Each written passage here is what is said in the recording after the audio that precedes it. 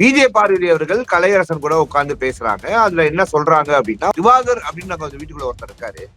அவர் double game ஆடுறாரு. இங்கேயும் இருக்காரு, அங்கேயும் இருக்காரு. அவரெல்லாம் ஒரு தடவை தான் பார்ப்பேன், அவ்வளவுதான் அப்படின்னு தட்டி பார்த்து கொட்டாங்குச்சி அப்படின்னு ஊட்டி வளர்த்த என் அன்பு தங்கச்சி இப்படி பண்ணிட்டாளே அப்படின்ற ஃபீலிங்க்கு நம்ம நடிப்பு அரக்கன் வந்துருவாரு.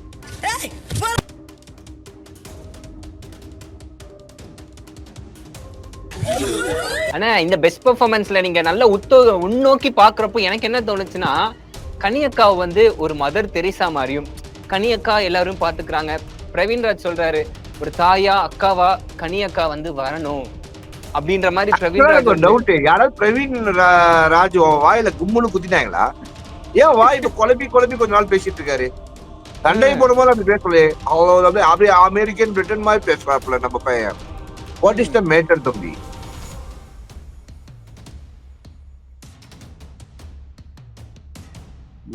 அப்சரா அவர்கள் தான் இந்த வாரத்துடைய எலிமினேஷன் அப்படின்றது நம்மளால பார்க்க முடியுது ஓரளவுக்கு.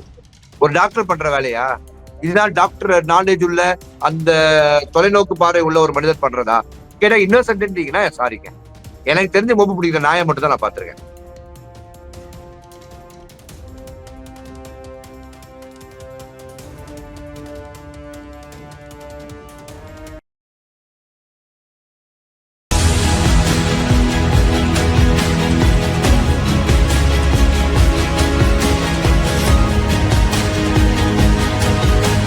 எஸ், ப்ரோவோக் டிவி நேயர்கள் அனைவருக்கும் உங்கள் தனுஷின் அன்பான பணிவான வணக்கம். Welcome to our show big boss versus Jo Michael. அதாவது welcome to Kirikalan magic show அப்படின்ற மாதிரி ஒரு வாட்டி நீ ஒரு ஹைப் கொடுக்குற பத்தியா? ஐ டோன்ட் நோடா. ஷோல தான் புதுசா ஒண்ணும் இல்ல, மக்களுக்கு நம்ம உட்கார்ந்துட்டு இருக்க ஸ்கிரீன் பேக்ராப் ஆச்சு மாசி ஒரு புதுசா ஏதாச்சும் கொடுக்கலாம்ன்ற ஒரு முயற்சி தான் ப்ரோவோக் டிவி சார்பா. ஓகே, நல்ல விஷயம், நல்ல சம்பவங்கள்.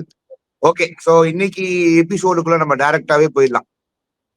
ஏன்னா இன்டைரக்டா பேசுறதுக்கு ஒண்ணுமே கிடையாதுன்றதுதான் ஆக்சுவல் நிதர்சனமான உண்மை. எபிசோட்லயும் ஒண்ணும் இல்ல, நீ டைரக்டா இன்டைரக்டா நான் பாக்குறேன் எப்படி நீ பேசுற. Day 12 what is the day, how was the டேன்னு 12 அப்படின்றது ரொம்ப ஒரு லக்கி நம்பர். அது ஒண்ணுக்கு அப்புறம் 2 வர்றதுனாலையும் வாழ்க்கை ஓஹோன்னு ஆகுறதுனாலையும் 2க்கு முன்னாடி 1 வர்றதுனாலையும் 2த்துக்கு நடுவுல எதுவுமே வராதனாலையும் இந்த டே 12 அப்படின்றது ரொம்ப பிரகாசமான ஒரு டே.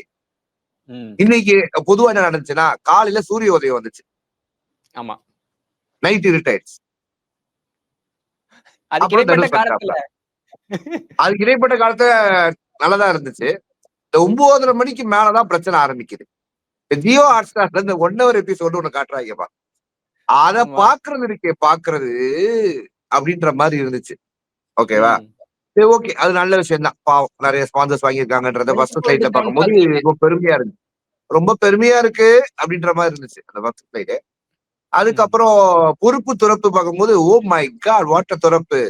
16+ கண்டென்ட் போட்டுட்டு 18+ கண்டென்ட் ஓட்டுறவங்களுக்கு பொறுப்பு துறப்பு. நைஸ், வெரி குட் அப்படின்ற மாதிரி சில விஷயங்கள் இருக்கு. ஏன்னா இன்னைக்கு எக்ஸ் தளத்துல நிறைய ஸ்பேஸ்ல நான் போய் இன்னைக்கு நிறைய பேசிட்டு இருந்தேன். கண்டென்ட்ல ஒண்ணும் இல்ல. அவங்களுடைய ஒரே கேள்வி என்ன இருந்துச்சுன்னா, ஒரு 16+ சேனல்ல 18+ ஒளிபரப்பு பண்றாங்களே, இது தவறு இல்லையா அப்படின்ற ஒரு பெரிய கேள்விக்குறி எழுது. அப்படி என்னடா 18+ அப்படின்னா, அதுக்கு நிறைய கண்டென்ட் இருக்கு சார் அப்படின்னு அனுப்புறேன் சார் அப்படின்றாங்க. பாத்துட்டீங்களா? அந்த கண்டென்ட்லாம் உங்களுக்கு தெரியாதா சார், நீங்க பாக்குறது இல்லையான்னு கேட்டா, இல்ல நான் என் தம்பி ஒருத்தர் இருக்கான், அவனுக்கு அதே பொழப்பு தான், அதை தவிர வேற எதையும் அவன் பாக்குறது இல்ல. 11 மணிக்கு ஷோவை பார்த்துட்டு பேசுறானோ இல்லையோ, 11 மணிக்கு மேல அதை பார்த்துட்டு அவன் சந்தோஷமா இருக்கா அப்படின்றத அடிக்கடி நான் ரசிச்சிட்டு இருக்கேன். என்னப்பா திருத்தம் மக்களுக்காக அதையும் நான் பண்ண வேண்டியதா இருக்கு. 24/7 பாக்கணுமா இல்லையா? மக்களுக்கு நம்ம ஏதாச்சும் ஒண்ணு பண்ணணுமா இல்லையா? சரி, இந்த ஃபுட்டு கொடுத்தாங்கல்ல, அப்ப கமருதீன் பார்வதி என்ன சொல்லி கூப்பிட்டாரு தெரியுமா? ஃபுட்டு கொடுக்குறப்பவையா? எல்லாரும் கூப்பிட்டு ஒரு தனியான ரூம்ல உட்கார்ந்து சாப்பாடு போட்டாங்கல்ல. ஆமா, அப்ப பார்வதி என்ன சொன்னாரு தெரியுமா? வைஃப் அப்படின்ற மாதிரி சொன்னாங்களோ அப்படின்னு சொன்னாங்க. இல்ல, அவங்க அரோராவையும் அப்படி சொல்றாரு, பார்வதி. அதுதான் கன்ஃபியூஸ் ஆயிட்டேன், யார சொல்றாருன்றதுல. அப்படி Parvathi was blushing. That is the good moment of yesterday's live அப்படின்னு சொல்லிட்டு இன்றைய லைவுக்குள்ள நம்ம போவோம். இன்றைய லைவுக்குள்ள என்ன இருந்துச்சு அப்படின்னு பாத்தீங்கன்னா 24/7ல நான் ஒரு கிளிப்பிங்க பார்த்தேன். விஜய் பார்வதி அவர்கள் கலையரசன் கூட உட்கார்ந்து பேசுறாங்க. அதுல என்ன சொல்றாங்க அப்படின்னா ஒரு நல்ல கருத்துக்களை அவங்க சொல்றாங்க. விஜய் திவாகர், அதாவது சரியா திவாகர் அப்படின்னு நம்ம வீட்டுக்குள்ள ஒருத்தர் இருக்காரு. அவர் வந்து டபுள் கேம் ஆடுறாரு, இங்கேயும் இருக்காரு அங்கேயும் இருக்காரு, அவரெல்லாம் ஒரு தான் பார்ப்பேன் அவ்வளவுதான் அப்படின்னு தட்டி பார்த்தேன் கொட்டாங்குச்சி அப்படின்னு ஊட்டி வளர்த்த என் அன்பு தங்கச்சி இப்படி பண்ணிட்டாளே அப்படின்ற ஃபீலிங்க்கு நம்ம நடிப்பு அரக்கன் வந்துருவாரு. இப்படி நடிப்பு அரக்கனை வச்சு நான் ரொம்ப பாவமா இந்த எபிசோட நான் ஓபன் பண்ணா. எபிசோட்ல ஓபன் பண்ணோனையே அரோரா பேச ஜூம்ல காட்டினாங்க. ஜூம்ல என்னடா அப்படின்னு பார்த்தா பெஸ்ட் பெர்ஃபார்மர் ஒர்ஸ்ட் பெர்ஃபார்மர் அப்படின்னாங்க. வரேவா வெள்ளிக்கிழமை ஆனாலே வெள்ளிக்கிழமை ராமசாமி பிக் பாஸ் வந்து இதை சொல்லிட்டு போயிருவாப்ல, இதே வேற நம்ம வெள்ளிக்கிழமை ராமசாமிக்கு அப்படின்னு சொல்லிட்டு எட்டி பார்த்தா பெஸ்ட் பெர்ஃபார்மர் அப்படின்னு சொல்லிட்டு ஒரு 2 பேரை தேர்ந்தெடுக்க சொல்றாங்க. எல்லாருமே ஒரு காரணங்கள் சொல்றாங்க. ஒரேவா அப்படின்ற காரணங்களா இருந்தாலும் அதுல வாட்டர்மெலான் திவாகருடைய பேர் ஒரு தடவை கூட அடிபடல அப்படின்றத நினைத்து வாட்டர்மெலான் திவாகரே வருத்தப்பட்ட மொமெண்டா அவர் கண்கள்ல நான் பார்த்த ஒரு வெறிய. எனக்கு எந்த மூமெண்ட் ரொம்ப குபீரா இருந்துச்சுன்னா, ஆதிரி ஒண்ணு சொல்றாங்க, பெஸ்ட் பெர்ஃபார்மன்ஸ் இந்த வீக்லி யார் நல்லா பெர்ஃபார்ம் பண்ணிருக்கா, யார் நல்லா இந்த வீட்ல பெர்ஃபார்ம் பண்ணி கண்டென்ட் கொடுத்துருக்கா அப்படின்றது தான் வந்து பெஸ்ட் பெர்ஃபார்மன்ஸ் சொல்றாங்க. ஆதிரி என்ன சொல்றாங்கன்னா, எஃப்ஜே கோவப்பட்டுட்டே இருக்காரு, அவர் வந்து இந்த கேப்டன்சி டாஸ்க் அவர் கொடுத்தா எப்படி அந்த கோவத்தை கண்ட்ரோல் பண்ணி ஹேண்டில் பண்ணுவாருன்னு நான் பார்க்கணும் அப்படின்னு ஆதிரையும் சொல்றாங்க, பார்வதியும் சொல்றாங்க. எப்படி out of the box think பண்ணுவாங்களோ? இல்ல அதாவது கேட்ட கேள்விக்கும் சொல்ற பதிலுக்கும் ஆன்சரே இருக்காது. இருந்தாலும் 2 மார்க் ஆன்சரை 5 மார்க் வரைக்கும் எழுதி நம்ம போட்டோம்னா பாவப்பட்டு 1 மார்க் கொடுப்பாங்க அப்படின்ற மாதிரி நினைச்சிட்டாங்களோ என்னவோ. இவங்க வந்து அதை சொல்றதுல அர்த்தம் இல்ல. பட் இந்த பெர்ஃபார்மன்ஸ் வந்து நல்லா குட் பெர்ஃபார்மன்ஸ் அப்படின்றத ஆதரை எந்த மைண்ட் தாட் எடுத்துக்கிட்டாங்கன்னு தெரியல. விஜய் பேர சொல்லியிருக்காங்க. பட் ஆதரை சொன்னது கூட it is not surprising. But Vijay Parvathi சொன்னது வந்து surprising moment to everyone அப்படின்னா அவங்களுக்கு வேற யாரையும் சொல்ல விருப்பம் இல்லை அப்படின்றது அப்பட்டமா தெரியுது. எஸ், ஓகேவா? சோ அதே கண்டென்ட்டை அவங்க கவி கொண்டு போய்விட்டார்கள். சரி, ஓகே. இதுல என்ன ஆயிடுச்சுன்னா, அதாவது இன்றைய கருப்பு நாள் அப்படின்ற மாதிரி ஆயிடுச்சு. நீங்க 12ஆம் தேதி அரோரா அவர்களையும் ஆதிரை அவர்களையும் ஜெயிலுக்குள் அடைக்கும் தருணம் வந்து விட்டது. ஒர்ஸ்ட் கண்டஸ்டன்ட் சொல்லி ஜெயிலுக்குள்ள போட போறாங்க. ஜெயிலுக்குள்ள போடுற மொமெண்ட் நம்மள பார்க்கும்போது ஒரு கருப்பு தினமாவே நம்ம கொண்டாடலாம் அப்படின்ற மாதிரி இந்த 11 மணி ரசிகர் மன்ற ஆர்வ கோளாறுகள் கொடி பிடித்து போராட்டம் நடத்தி கொண்டிருக்கிறார்கள் எக்ஸ்தல பக்கத்தில் அப்படின்ற ஒரு கேள்வியும் நம்மளுக்கு வருது. அது விரைவில் நம்ம செய்தியாளர் விஜய் தனுஷ் அவர்கள் போய் பேசி பழகி தெரிஞ்சு நம்மளுக்கு வந்து அத தீர ஆராய்ச்சி தீர ஆராய்ந்து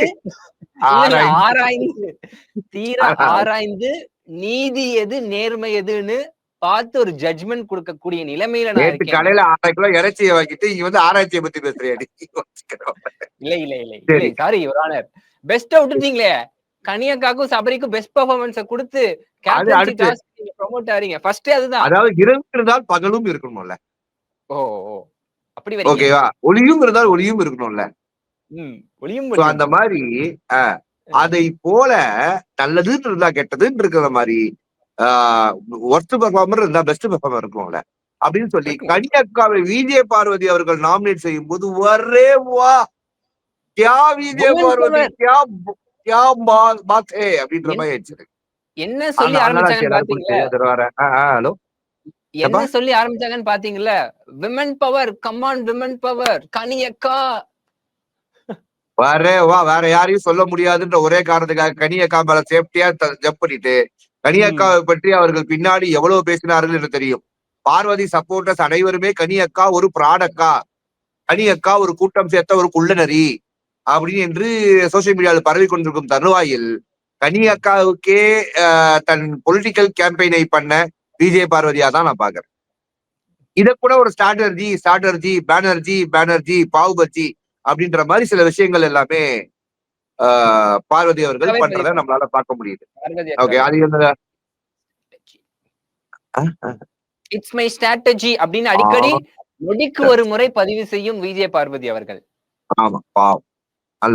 நல்ல ஒரு ஸ்ட்ராட்டஜி. அதுக்கு 100 மார்க் தரலாம் மக்களே. ஆனா குடுக்கதான் ஒண்ணுமே கிடையாது நம்ம கையில. தண்ணி பாட்டில் தான் இருக்கு. ஓகே, நம்ம கருத்துக்கு போவோம். அடுத்து என்ன நடந்துச்சு அப்படின்னு பாத்தீங்கன்னா, இந்த பெஸ்ட் பெர்ஃபார்மர்ல கலை அக்காவுக்கும் கனி சபரியும் அக்காவுக்கும் சபரி. போட்டுட்டாங்க. Sorry sorry. பத்தியா கரெக்டா இருக்கியான்னு பார்த்தேன். கலை அக்கான்னு சொல்லும்போது நீ கனி அக்கான்னு கரெக்டா கவி கொண்டு போன பத்தியா, ஐ லைக் யூ. ஓகே, எனக்கு தெரிஞ்ச ஒரு அக்கா இருக்காங்க, அவங்க பேர் கலை. அதனால அதுல கன்ஃபியூஸ் ஆயிட்டேன். கனி அக்காவுக்கும் விஜய் சபரி அவர்களுக்கும் ஒரு கடினமான போட்டி இருந்தாலும் விக்கல் விக்ரம் பேரையும் ஒரு 4-5 பேர் சொன்னாங்க. கெமி பேரையும் சொன்னாங்கண்ணே. கெமி பேரையும் 4-5 பேர் சொன்னாங்க. சோ நம்மளுக்கு என்ன தெரிய வருது அப்படின்னா, இந்த 4-5 பேர் வந்து அந்த வீட்டுக்குள்ள ஓரளவுக்கு எல்லாரும் மனசுலயும் ஒரு நல்ல எண்ணத்தை பிடித்திருக்கிறார்கள். அதாவது ஒரு பெஸ்ட் அந்த டாப் 5 அப்படின்றத இந்த 4 பேர்லயே நம்மளால பார்க்க முடியுது அப்படின்ற மாதிரி நம்மளுக்கு தோணுது. வீட்டுக்குள்ள இருக்கிறவங்களுடைய மைண்ட் தாட் படி. மக்களுக்கு இந்த ஷோ மேலேயே அபிப்பிராயம் இல்லை தம்பி. ஆனா இந்த பெஸ்ட் பெர்ஃபார்மன்ஸ்ல நீங்க நல்ல உள்நோக்கி பாக்குறப்போ எனக்கு என்ன தோணுச்சுன்னா, கனியக்காவை வந்து ஒரு மதர் தெரேசா மாதிரியும், கனியக்கா எல்லாரும் பாத்துக்கிறாங்க. பிரவீன்ராஜ் சொல்றாரு, ஒரு தாயா அக்காவா கனியக்கா வந்து வரணும் அப்படின்ற மாதிரி பிரவீன்ராஜ் டவுட், யாராவது பிரவீன் ராஜு வாயில கும்முன்னு குத்திட்டாங்களா? ஏன் வாய் இப்ப குழப்பி கொஞ்ச நாள் பேசிட்டு இருக்காரு? சண்டை போடும்போது அப்படி பேசலையே. அவ்வளவு அப்படியே அமெரிக்கன் பிரிட்டன் மாதிரி பேசுறாப்புல நம்ம பையன். வாட் இஸ் த மேட்டர் தம்பி? இதுவும் தெரியல, எதுவும் தெரியல. அந்த துண்டு சீட்டு தான் எழுதி வச்சிருக்கியா இல்ல சும்மாதான் வச்சிருக்கியா? துண்டு சீட்ல எழுதுறதுக்கே கம்மியா தான் இருக்கு, கண்டென்ட்டே ரொம்ப கம்மி. இது தெரியாம ஆபீஸ்ல பிக் பாஸ் ஆரம்பிக்குது சார், நாங்க வந்து ஜோ அண்ணனை கூட நான் உட்காந்து ரிவ்யூ பண்றேன் சார், அதனால எனக்கு 194 புக் மாதிரி எனக்கு ஒரு பெரிய A4 சீட் வேணும்னு ஒரு ஷீட்டை வாங்கி வச்சிருக்கேன். அதை காலி பண்ணல, அந்த 100 சீட்டுக்கு நீல காசு கட்டுறேன் பாத்துக்கோ. நெக்ஸ்ட் 24/7 எல்லாம் பாயிண்ட்ஸ் எடுப்பேன் நானு. நல்லா பாயிண்ட் எடுக்கிறார் தம்பி. பார்த்தேன் நைட்டு 11 மணிக்கு மேல ஆர்வமா பாயிண்ட் எடுக்கிறேன். இதற்கு இடையில இன்னைக்கு என்னடா சண்டே இல்லை அப்படின்னா, நாங்க இருக்கோம் அப்படின்னு கமுருதீன் அவர்கள் கமுக்கமா வந்து கதையை வச சொன்னார். ஓகேவா? கடந்த வந்த பாதை சொன்னாரு. அவர் கடந்த வந்த பாதை சொன்னாரு. அவர் அன்புள்ள ரஜினிகாந்த் சொல்லிட்டு ஏன் அழுதாருன்றது ஒரு கேப் விட்டதுக்கு அப்புறம் தான் அதை ஃபில் பண்ணாரு. நான் பயந்துட்டேன், ரஜினிகாந்த் சார் இழுக்கிறாங்களே அப்படின்னு. தோசப்ல போகும்போது இல்ல அது இல்ல அப்படின்னு அவங்க அப்பா பாசத்தை கொண்டு போயிட்டாப்புல. அதுக்கப்புறம் அப்சரா வந்தாங்க, அப்சராவும் பேசினாங்க. அப்சரா வந்து தாய்லாந்துக்கு அவங்க போனதையும் அவங்களுடைய அவங்க அம்மாவுடைய பாசத்தையும் அவங்க சொன்னது வந்து நம்மளை கண்கலங்க வைத்தது அப்படின்றது ஒரு பக்கம் இருந்தாலும், எல்லாரும் அதை நின்று கிளாப் தட்டி சூப்பர் சூப்பர் சூப்பர் என்கரேஜ் பண்ண விஷயங்கள் வந்து நல்ல விஷயம், வரவேற்கத்தக்கது அப்படின்றதையும் வைத்துக்கொண்டு அடுத்து வந்து அந்த கதையில வந்து ஒரு பெரிய ஒரு குறிப்பு இல்ல. ஆனா அவங்க எடிட் அப்படி பண்றாங்கன்னு நினைக்கிறாங்க தெரியல. விஜய் டிவி வந்து அந்த இதுதான் இந்த டாஸ்க்ல கொஞ்சம் ஸ்பேஸ் கொடுத்து அவங்க ஃபுல்லா சொல்ற வரைக்கும் விடணும். அங்க கட்டி இங்க கட்டி இங்க கட்டு ஸ்டோரியே ஃபுல்ஃபில் ஆகாத மாதிரி இருக்கு. ஆமா, இவங்க 20 நிமிஷம் எம்ஜி ஆதிரையை காட்டுறதை விட இதை காட்டிருக்கலாம், தப்பு இல்ல. ஆனா கடைசி வரைக்கும் நம்மளுக்கு கடந்து வந்த பாதையே தெரியல. பாதை தெரியாம நாளைக்கு அப்சரா வீட்டுக்கு அனுப்பிச்சிருவாங்க. அதுக்கப்புறம் அப்சரா கதையை கேட்டா என்ன அப்படின்ற ஒரு டவுட் வரும். கதையை சொல்லணும்ன்ற ஒரு முடிவுக்கு வந்திருக்காங்க. ஏன்னா கதையை சொன்னதான் வீட்டு விட்டு வெளில அனுப்புவாங்க. கதை சொல்லாதான் வீட்டுக்குள்ளதான் இருப்பான். நல்லா வாட்ச் பண்ணிப்பாரு. ரவீந்திர காந்தி சார் சொன்னாரு, பேக் பண்ணிட்டாங்க. அப்சரா தான் இப்ப கடைசியா முடிக்கிறாங்க, அப்சரா பேக் பண்றாங்க. நம்மளுக்கு விஜய் டிவி க்ளூ கொடுக்குது. நந்தினியும் சொல்லி முடிச்சதுக்கு அப்புறமேட்டு தான் போனாங்க. புரியுதா இல்லையா? இப்ப புரியுது, அப்ப புரியல, இப்ப புரியுது. சோ இதெல்லாம் நம்ம டீகோட் பண்ணி வச்சுக்கணும் மக்களே. அப்சரா அவர்கள் தான் இந்த வாரத்துடைய எலிமினேஷன் அப்படின்றது நம்மளால வந்து பார்க்க முடியுது ஓரளவுக்கு. ஓரளவுக்கு இதன் அடிப்படையில் தான். பட் என்னதான் இருந்தாலும் நாளைக்கு 8 மணிக்கு நமக்கு தெரியும். எஃப்ஜே வந்து ஓட்டிங்ல ரொம்ப கம்மியா இருக்கிறாரு, அவரு போக ஒரு வாய்ப்பு இருக்கு அப்படின்னு சொல்றாங்களே, அதை பத்தி என்ன சொல்றீங்க? எஃப்ஜேவை வீட்டை விட்டு அனுப்ப மாட்டாங்க, கடைசி வரைக்கும் வச்சு ரன்னர் ஆக்குவாங்க. சீசன் 7ல மணியை பார்க்கலையா நீங்க? ரவீனா கூடவே இருந்து அவரு ரன்னர் ஆனது பார்க்கலையா தம்பி நீங்க? இதுல பாத்தீங்களா நீங்க? வர்ஸ்ட் பெர்ஃபார்மன்ஸ் எஃப்ஜே வந்து ஆதிரிய சொல்றாரு. அவங்க வந்து ஒரு பேபி வீட்டு கூடயே இருக்காங்க, என் கூடயே இருக்காரு, கடுப்பு ஏத்துறாங்க, எங்கேயும் போட மாட்டாங்க, யாருக்கையும் பேச மாட்டாங்க, அவங்களும் கேம் ஆட மாட்டாங்க, என்னையும் கேம் ஆட மாட்டாங்க. அவர் தம்பிக்கு தெரியுது, அவருடைய ஞான திருஷ்டியில தெரியுது. ஆனா கிளம்பும் விடாது. ஆனா வியானா சொல்றாங்க ஆதிரை வந்து எஃப்ஜே கூட இருக்காங்க, அதனால வர்ஸ்ட் பெர்ஃபார்மன்ஸ் சொன்னோன்னு என் பேர் ஏன் எடுக்கிறீங்க? அப்படி எப்படி நீங்க எடுக்கலாம்? இல்லங்க, நான் கேம்ல சொல்றேங்க, அது சொல்லக்கூடாது. ஆனா இவரே வந்து சொல்லுவாரு. ஆதிரை வந்து எங்க வீட்டுக்குள்ள தான் இருக்காங்க. சொல்லாம அப்படி சொல்றாரு. வாட் இஸ் திஸ் பாயிண்ட்னு? அடுத்து என்ன அப்படின்னா அந்த கேள்விகள் எடிட்டர் கேள்வி போடுங்க, கொஸ்டின் போடுங்க. Comments please team.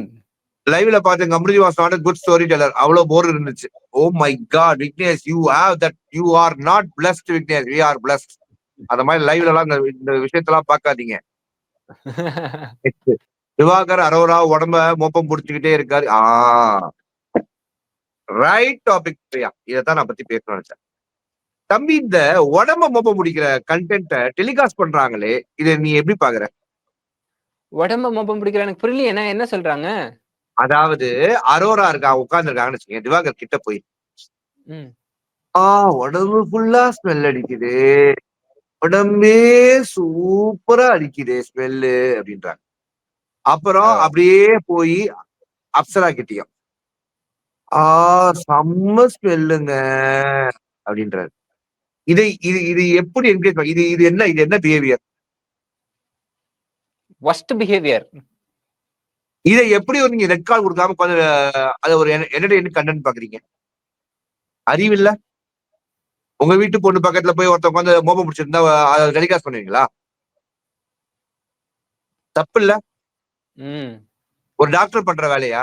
இதுதான் டாக்டர் நாலேஜ் உள்ள அந்த தொலைநோக்கு பார்வை உள்ள ஒரு மனிதர் பண்றதா? கேட்டா இன்னொசென்ட்னா சாரிங்க. எனக்கு தெரிஞ்சு மோப்பம் பிடிக்கிற நாயை மட்டும் தான் நான் பாத்திருக்கேன். நாயாவது நன்றி உள்ளது. அட்லீஸ்ட் இந்த மாதிரி சில விஷயங்களை பண்ணாது. இது ரொம்ப எரிச்சலா இருக்கு பாக்குறவங்களுக்கு. பொதுவா பாக்குற காமன் மக்களுக்கு இது வந்து வெறுப்பு ஏத்து. அந்த பெண்ணுக்கும் ரியாக்ட் பண்ண தெரியல. என்னத்த சொல்றது, என்ன வயசுல மூத்தவரு, என்னத்த பண்றது, அண்ணன்ன்றாரு அப்படின்றது பாக்குறாங்க.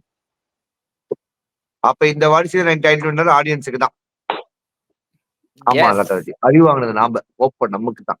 ஆனா ப்ளீஸ் நீங்க விஜேஎஸ் கிட்ட பேசி அந்த நடிப்புக்கு இருக்கிற டைட்டில் கூட கொடுத்து தொலைக்க சொல்லுங்க. ஆனா நடிக்க மட்டும் வேணாம் சொல்லுங்க. தெரியாம லைவ் ஓபன் பண்ணிட்டேன். இந்த கமெண்ட எடிட்டர் கட் பண்ணி தனியா அனுப்புங்க. நான் அனுப்பிச்சிடுறேன். கண்டிப்பாவே அனுப்பிடுறேன். எப்படியாவது அவரிடம் சேர்த்துக்குதுங்க. ஜஸ்டிஸ் ஆதிரால் அரோராவை 2 பேரும் சுதந்திர போராட்ட வீரர்களா? ஆமாமா. சுதந்திரமா இருக்கிற நிறைய மக்களுடைய கடைசி நம்பிக்கையா இருக்காங்களாம். நாங்களே கலாச்சி போட்டிருக்கோம். நீங்க சீரியஸா எடுத்துக்காதீங்க. நன்றி. பேனால இருக்கிறவர்கள்லாம் பெரிய ஆள் கிடையாது. Just normal human being. அண்ணான்னு கூப்பிடுங்க, இல்ல தம்பின்னு கூப்பிடுங்க. I will be happy. Big boss Jo Michael உங்க ப்ரோவோக் டிவில எவ்ரிடே நைட்டு 10:30 மணிக்கு அவங்க என்ன வேணா பண்ணட்டும், அவங்க முகத்திரையை நாம இங்க சிறப்பா கிழிப்போம்.